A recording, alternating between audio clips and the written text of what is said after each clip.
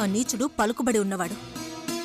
ఏ పోలీసులు వాణ్ణి ఏమీ చేయలేరండి. వాణ్ణా దేవుడే శిక్షించాలి. దేవుడి దాకా ఎందుకండి, ఈ బసవడు చాలు. ఇంత మంచి మనసున్న నిన్ను ఆ దేవుడు కష్టపెట్టాడు. నీ చెల్లి త్వరలోనే నీకు కనబడుతుంది.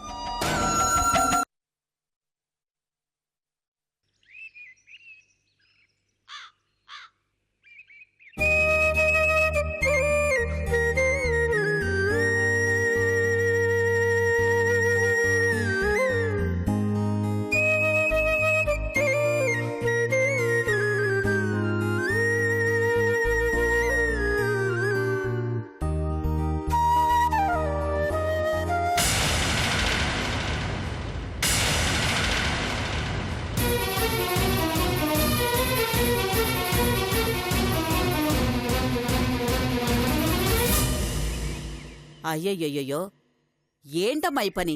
నీకసలు బుద్ధుందా? అదేంటి బామ్మ అంత మాట నీసావు? మరి లేకపోతే ఏంటి? కడుపుతో ఉన్నదానివి అంత కష్టపడుతూ వంగి అది తీయకపోతే మమ్మల్ని ఎవరైనా పిలవచ్చు కదా. ఎన్నిసార్లు చెప్పినా జాగ్రత్తగా ఉండవేంటి జానకి? ఇప్పుడేమైందని? ఏమైందని కాదు, ఏం కాకూడదని చెప్తున్నాను.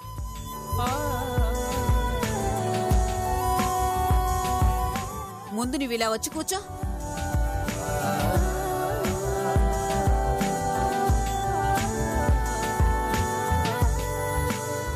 ప్రతిసారి నీకు జాగ్రత్తలు చెప్తుంటే నీకు చికా కనిపించొచ్చు, కానీ అనుభవం ఉన్నదాన్ని కాబట్టి చెప్తున్నాను.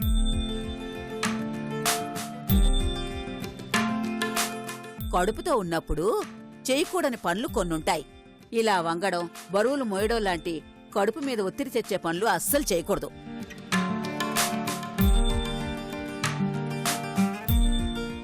పైగా ఇప్పుడు 9వ నెల కూడా వచ్చింది. ఇన్ని రోజులు ఒకెత్తు, ఈ నెల రోజులు ఒకెత్తు.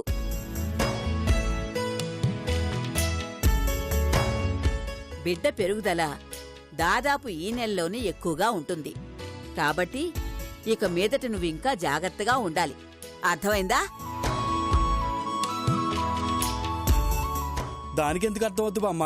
ఎంతసేపు ఎదుటి వాళ్ళ గురించి ఆలోచించడమే గాని దాని గురించి గాని, కడుపులో ఉన్న దాని బిడ్డ గురించి గాని ఎప్పుడైనా ఆలోచన ఉందా? ఏంట్రా, నన్ను అనడానికి నీకు మళ్ళీ ఛాన్స్ దొరికిందా? అనవసరంగా నేనేమంటలేదు, నువ్వు చేస్తున్నావు కాబట్టి అంటున్నాను. నేనేం చేశాన్రా? ఏం చేయకూడదో అదే చేస్తున్నావు. వద్దని చెప్తున్నా, వైషమ్మ ప్రేమ విషయంలో నువ్వు జోక్యం చేసుకుంటూనే ఉన్నావు. నేనేం జోక్యం చేసుకోవడం లేదు, తనకి సహాయం చేస్తున్నాను అంతే. అదే వద్దని చెప్తున్నానే. నీ గురించి, నీ కడుపులో ఉన్న బిడ్డ గురించి ఆలోచించుకోకుండా నీకెందుకే ఆ పెద్దోళ్ళ విషయాలు? వాళ్ళ ప్రేమకి నువ్వే సాయం చేస్తున్నావు అనే సంగతి రేపు పెద్దకి తెలిస్తే ఆయన నిన్ను తప్పుగా అనుకోడు. ఇందులో తప్పుగా అనుకోవడానికి ఏముందిరా? వాళ్ళిద్దరూ ఒకరినొకరు ఇష్టపడుతున్నారు. వాళ్ల ప్రేమలో నిజాయితీ ఉంది కాబట్టి నేను వాళ్ళకి సాయం చేస్తున్నాను. మొండిగా వాదించుకుంటా ముందు నేను చెప్పేది అర్థం చేసుకో.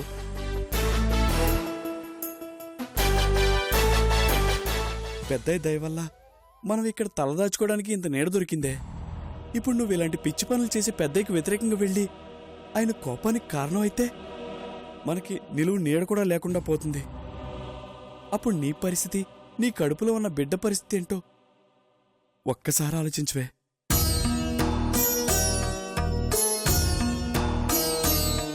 నెలలు నిండిన సమయంలో బతుకు నెడ రోడ్డు మీద పడే పరిస్థితి తెచ్చుకోకే.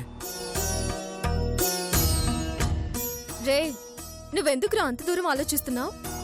నువ్వు భయపడుతున్నట్టుగా ఏమీ జరగదు. పెద్దకి ఈ విషయం తెలిస్తే జరిగేది అదేనే పిచ్చిమొహమా? ఏం కాదు, పెద్దయ్యకి ఎలా సర్ది చెప్పాలో నాకు తెలుసు.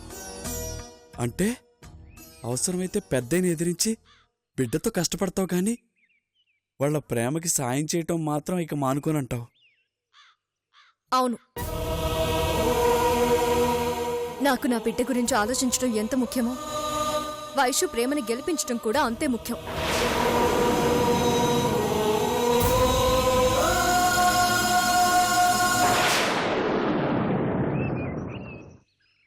రే, వైషు ప్రేమ స్వచ్ఛమైందిరా. తన మనసు నిండా శ్రీరామ్ని నింపుకుని బ్రతుకుతుంది.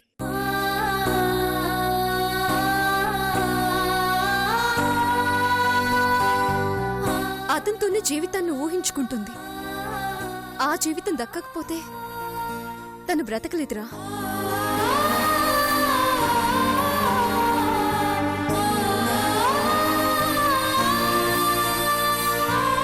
కోరుకున్న జీవితం దక్కకపోతే ఎంత నరకంగా ఉంటుందో నాకు తెలుసు.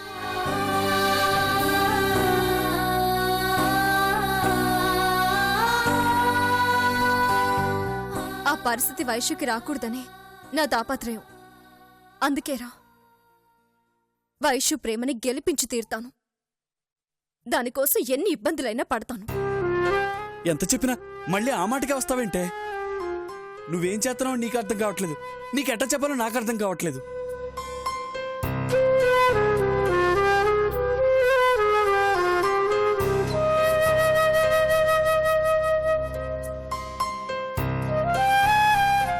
చూడు, నీ బాధ నాకు అర్థమైంది. కానీ ఒక్క విషయం అడుగుతాను, చెప్పు. వైశ్యు మనసుని బాధపెట్టి పెద్దయ్య మాత్రం సంతోషంగా ఉండగలడా?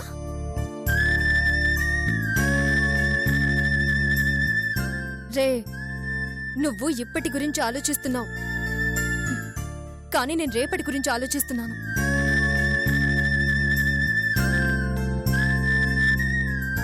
అందరూ సంతోషంగా ఉండాలంటే వైశ్యు కోరుకున్న జీవితాన్ని తనకు అందించాలిరా. అందిస్తాను.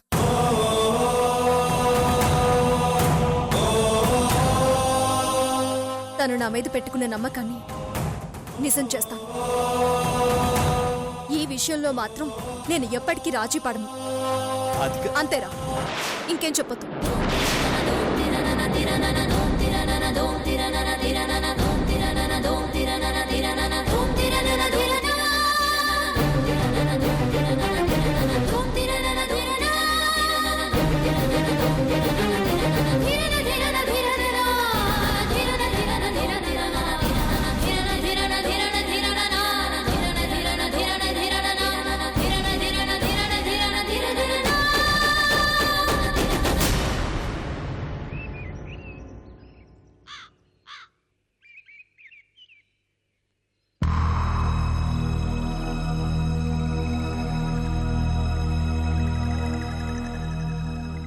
నీ పద్ధతేం బాలేదు.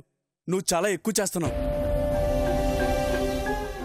చేస్తే నువ్వు వైషమ్యతో చాలా చనువుగా ఉంటున్నావు. అది నాకేం నచ్చట్లేదు. నచ్చకపోతే పెద్దకి తెలిస్తే చాలా ప్రమాదం. ఎవరికి? ఎవరికేంటి, నీకే. నాకే కదా. మరి నువ్వెందుకు కంగారు పడుతున్నావు? చెప్పంజీ. చూడు శ్రీరామ్, నువ్వు మనసులో ఏదో పెట్టుకొని కావాలని ఇట్టా చేస్తున్నావు. మనసులో ఒకటి పెట్టుకొని పైకి ఇంకొకలా ప్రవర్తిస్తుంది నువ్వంజీ.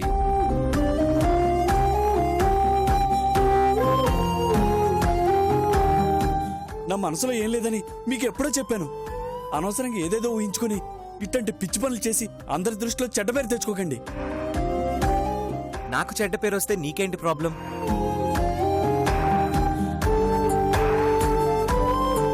చెప్పలేవు కదూ.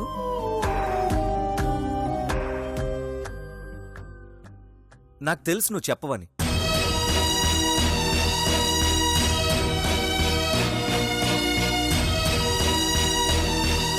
నీతో ఎలా చెప్పించాలో కూడా నాకు బాగా తెలుసు.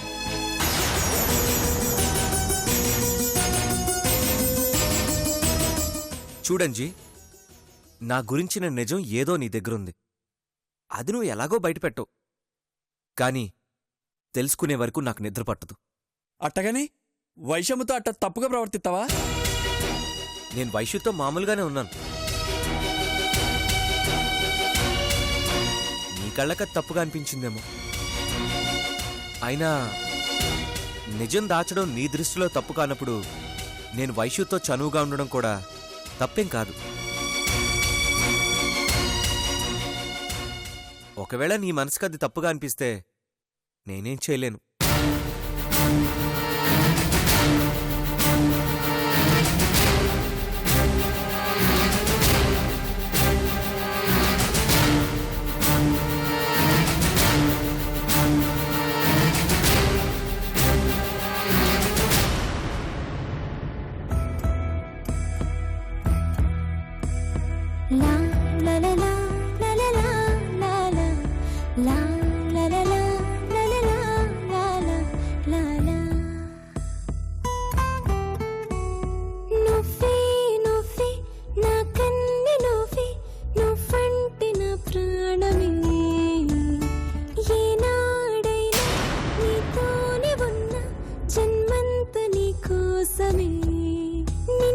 చూస్తూ జీవించన కళ్ళనైనా తోడుండనా నీ నీడగా.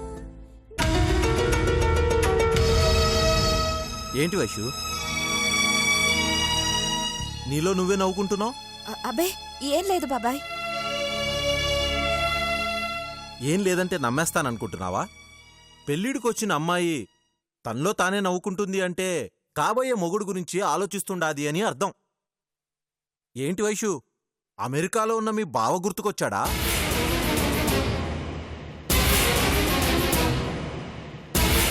అతను ఎట్టా ఉంటాడు, ఎట్టా చూసుకుంటాడు అని కలలు కంటుండావా?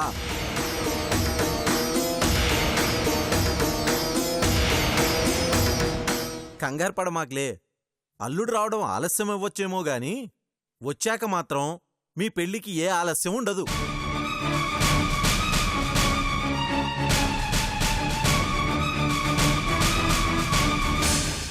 ఎన్నిసార్లు చెప్పాను బాబాయ్ పదే పదే పెళ్లి మాట ఎత్తద్దని.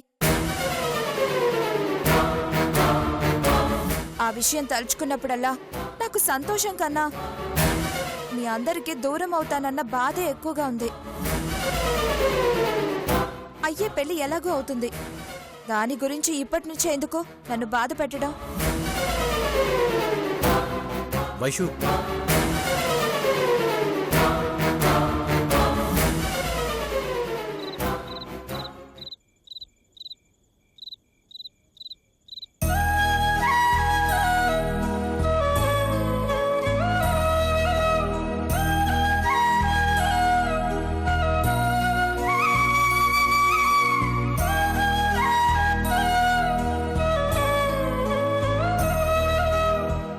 నీకేమన్నా పిచ్చా?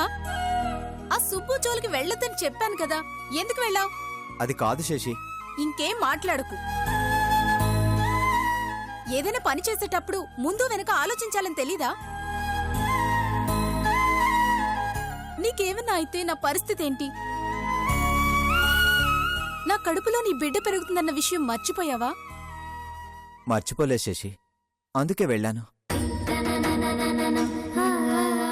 సూర్యను కన్విన్స్ చేస్తే తప్ప మనిద్దరం పెళ్లి చేసుకోవడం అసాధ్యమని అర్థమైంది కాబట్టే వెళ్ళాను. కానీ ఈ ప్రయత్నంలో నీకేమన్నా అయితే నష్టపోయేదెవరు?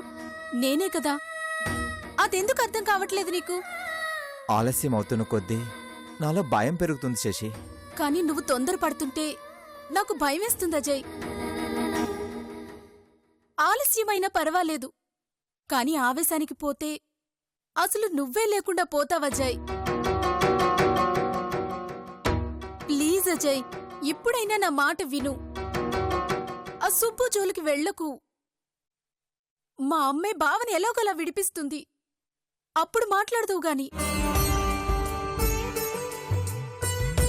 ఈలోపు నువ్వు మాత్రం ఎలాంటి పిచ్చి పనులు చేయకు. నీకేమన్నా జరిగితే నేను తట్టుకోలేనజయ్. అర్థం చేసుకో.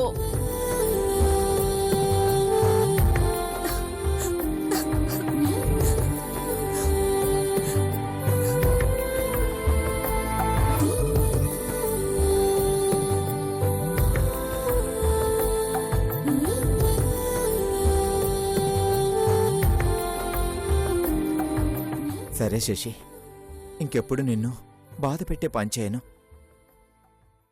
సారీ. సారీ శశి.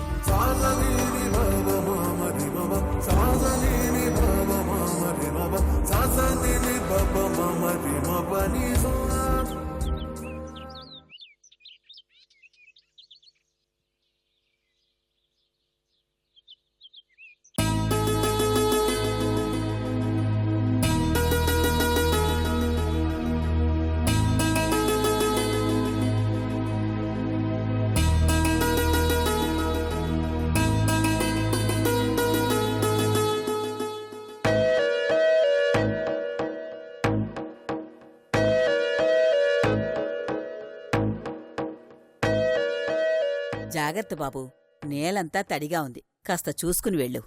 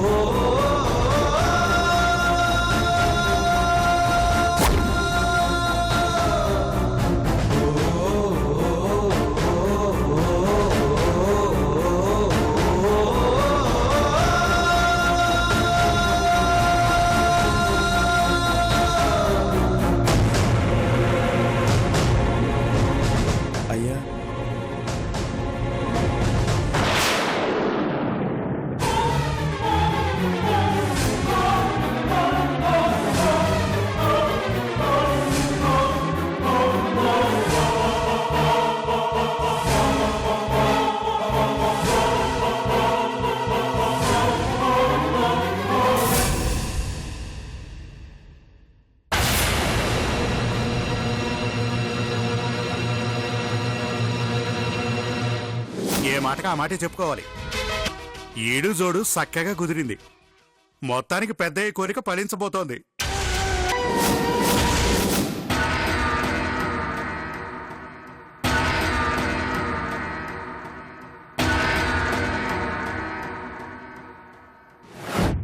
ఎన్నిసార్లు చెప్పాను బాబాయ్, పదే పదే పెళ్లి మాట ఎత్తొద్దని.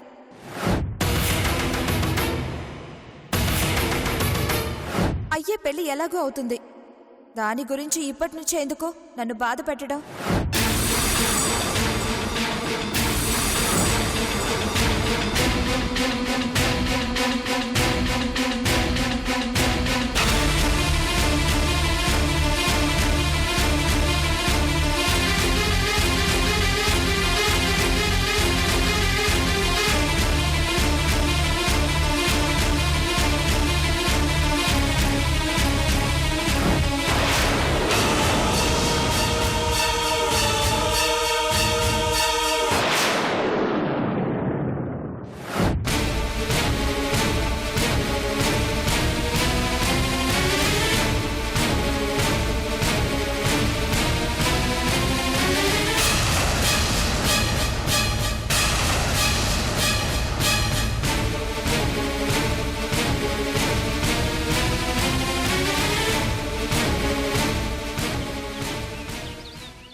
చూస్తుంటే వైషు మనసు తన దగ్గర లేదని అర్థమవుతూ ఉండాది.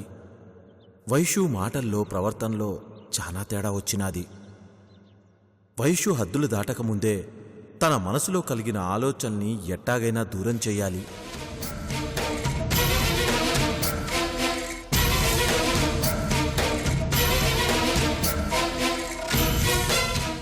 మేనల్లుడి కూతుర్నిచ్చి పెళ్లి చేసి చెల్లెల విషయంలో చేసిన తప్పుని సర్దిద్దుకోవాలని అన్న ఆలోచిస్తూ ఉండాడు. కానీ వైషు ఇంకొకరి మీద ఆశలు పెంచుకుంటూ ఉండాది. ఈ విషయం తెలిస్తే అన్న తట్టుకోలేడు. ఊరందరి సమస్యల్ని పరిష్కరించే అన్నకి తనింట్లోనే సమస్య ఎదురైతే నలుగురిలోనూ అన్న తలెత్తుకుని తిరగలేడు.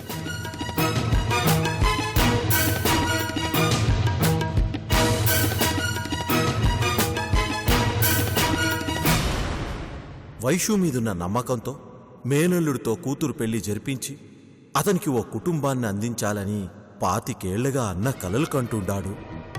కాని కన్న కూతురే తన మాట కాదని, ఇంకొకరికి మనసిచ్చినాదని తెలిస్తే అన్న గుండె పగులుతాది. అట్టా జరగకూడదంటే వైషు మనసుకి అడ్డుకట్ట వేయాలి.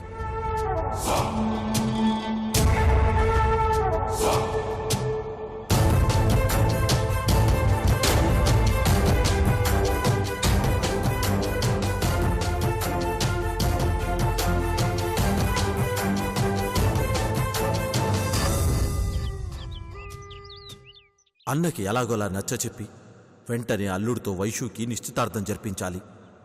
వైషు మనసు దారి తప్పకుండా ఉండాలంటే ఇంతకుమించి వేరే దారి లేదు.